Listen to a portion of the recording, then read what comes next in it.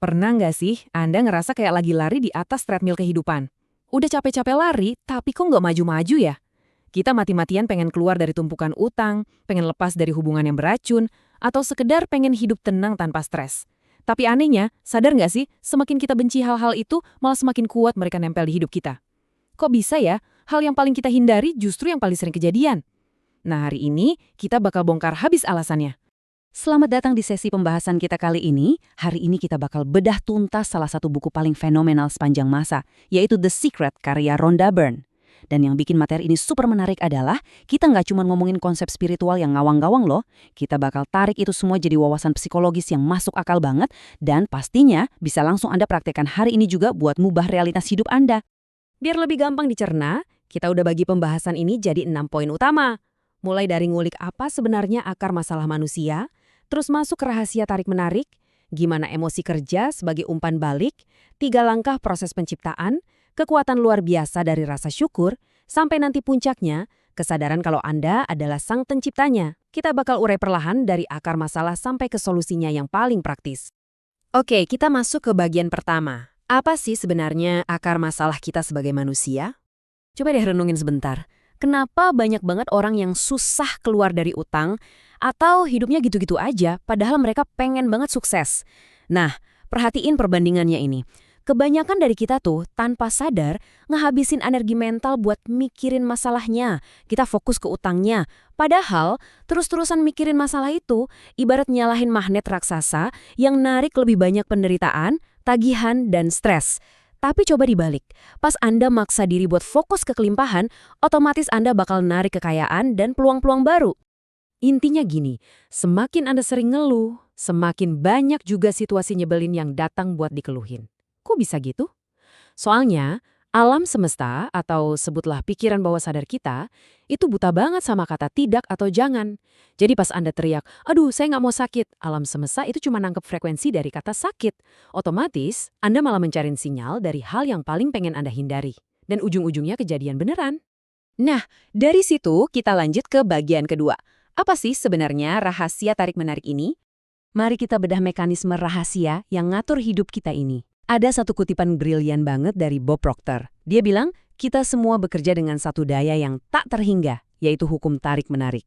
Segala sesuatu yang datang ke dalam hidup Anda, ditarik oleh Anda sendiri. Kalimat ini benar-benar nyadarin kita ya, kalau kita tuh bukan korban dari nasib. Kita ini sebenarnya magnet manusia yang kekuatannya luar biasa besar. Jadi, apa sih hukum tarik-menarik itu? Sederhananya, ini adalah prinsip universal di mana pikiran kita itu bertindak layaknya frekuensi magnetis. Aturan mainnya cuma satu, yaitu yang mirip akan menarik yang mirip. Bayangin pikiran Anda itu kayak sinyal radio yang terus-menerus mancar ke segala arah. Pikiran apapun yang paling dominan di kepala Anda sekarang, suka atau enggak, tepat atau lambat, pasti bakal mewujud jadi kenyataan fisik di depan mata Anda. Terus pertanyaannya, kita masuk ke bagian ketiga nih. Gimana caranya kita tahu pikiran kita lagi positif atau negatif? Kalau dipikir-pikir, mengawasi pikiran kita tiap detik itu mustahil banget kan? Coba tebak, ada berapa banyak pikiran yang mampir di kepala kita tiap hari? Sekitar 60.000 pikiran. Gila kan? Otak kita memproses puluhan ribu pikiran dalam sehari. Kalau kita harus ngecek satu-satu pikiran itu positif atau negatif, bisa-bisa kita stres sendiri. Terus solusinya gimana dong? Untungnya nih, alam semesta ngasih kita jalan pintas yang super praktis. Anda nggak perlu capek-capek mantau 60.000 pikiran itu. Anda cuma perlu perhatiin perasaan Anda. Iya, perasaan kita itu ibarat sistem umpan balik instan. Kalau Anda lagi ngerasa bete, marah, atau frustrasi, itu tuh alarm. Alarm yang ngasih tahu kalau Anda lagi ada di frekuensi yang salah yang cuma bakal narik lebih banyak masalah. Sebaliknya, kalau hati lagi seneng, damai, bersemangat, itu artinya Anda udah ada di jalur yang pas buat narik impian Anda. Terus, kalau tiba-tiba kita ngerasa cemas atau lagi down, mesti ngapain? Di buku ini ada trik jitu yang namanya pemindah rahasia. Trik ini tuh kayak cara instan buat langsung ganti frekuensi Anda dalam hitungan detik. Caranya gampang banget. Anda bisa dengerin lagu favorit yang bikin semangat, jalan-jalan sebentar cari udara segar, nginget-nginget momen paling manis di hidup Anda, atau sekedar mikirin orang yang paling Anda sayang. Intinya, lakuin hal kecil yang bisa langsung menyingkirkan emosi negatif Anda. Oke, sekarang kita masuk ke bagian keempat yang paling seru, proses penciptaan 3 langkah.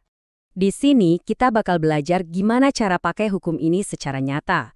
Konsepnya milik banget kayak kalau kita lagi belanja online atau pesan barang. Langkah pertama, meminta. Anda harus tahu persis apa yang Anda mau sejelas mungkin. Langkah kedua, percaya. Nah, ini kuncinya. Anda harus bertindak, ngomong, dan mikir seolah-olah barangnya udah Anda miliki. Kalau pesan barang online, Anda nggak ragu kan barangnya bakal nyampe? Terus langkah ketiga, menerima. Rasain deh sensasi bahagianya. Seolah-olah impian itu beneran udah ada di genggaman Anda detik ini juga.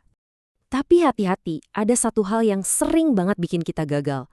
Pastikan tindakan fisik Anda nggak bertolak belakang sama apa yang Anda minta.